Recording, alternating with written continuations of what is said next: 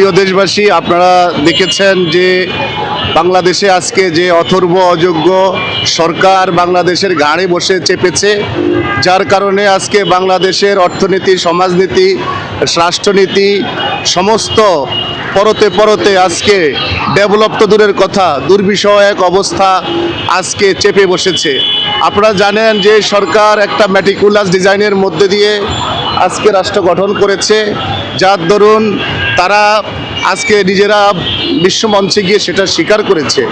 এই স্বীকারের দায় ভারে কি বোঝা যায়? এটার যৌক্তিকতা হচ্ছে যে তারা এই ষড়যন্ত্র করে রাষ্ট্রে খুনখারাপির মধ্যে বসে, আর এই খুনখারাপির মধ্য দিয়ে আজকে সরকারকে আজকে স্থায়ী আসনে তারা আসীন করতে চাইছে। তারা নির্বাচনের কথা বলে বলে, সংস্কারের কথা বলে বলে 1.5 বছর সময় পার করেছে। 1.5 বছরে আমরা কি উপহার পেয়েছি? আজকে আমরা উপহার পেয়েছি বাংলাদেশের মধ্যে 3000 মানুষ মব সন্ত্রাসের মাধ্যমে আজকে কিলিং হয়েছে। আজকে আমরা তাদের থেকে উপহার পেয়েছি প্রায় 600-700 আজকে কলকারখানা, ফ্যাক্টরি, শিল্প, গার্মেন্টস আজকে বন্ধ হয়েছে। আজকে আমরা তাদের কাছ থেকে উপহার পেয়েছি 60-70 লক্ষ লোক আজকে যারা চাকরিরত ছিল তারা চাকরিচ্যুত হয়ে বেকার হয়েছে।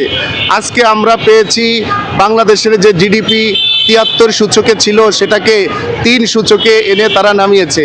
আজকে আমরা তাদের কাছ থেকে পেয়েছি যে বাংলাদেশের এয়ারপোর্টের ভিতরে আগুন দিয়ে জ্বালাও পাড়াও করে বাংলাদেশের এয়ারপোর্টকে তারা ধ্বংস করেছে।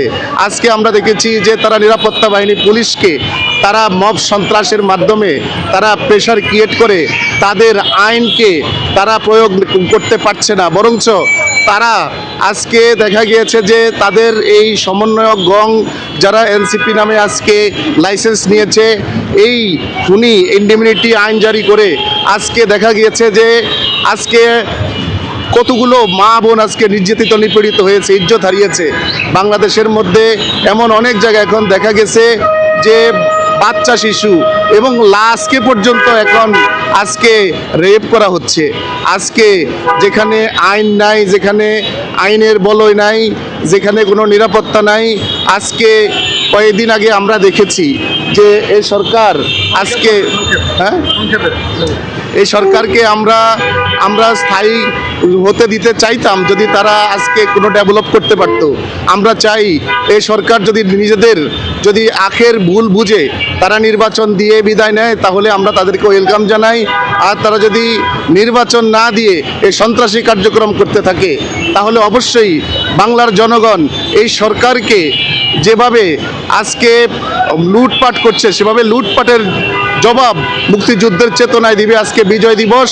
এই বিজয় দিবসে আজকে আমরা দেখছি যে যেভাবে বাংলার জনগণ বিজয়ের স্লোগান দিচ্ছে, সেই স্লোগানে মুখরিত হয়ে এই সরকারের অন্যায়কে আজকে দূর করবে এবং বিজয়ের 1971-এর চেতনা বাংলাদেশের মধ্যে আবার ইনশাআল্লাহ স্বাধীনতা, সার্বভৌম যে রক্ষার যেই আদর্শ বাংলাদেশের জনগণের, সেটা তারা নিরপেক্ষভাবে লালন করবে, পালন করবে এবং বাস্তবায়ন করবে।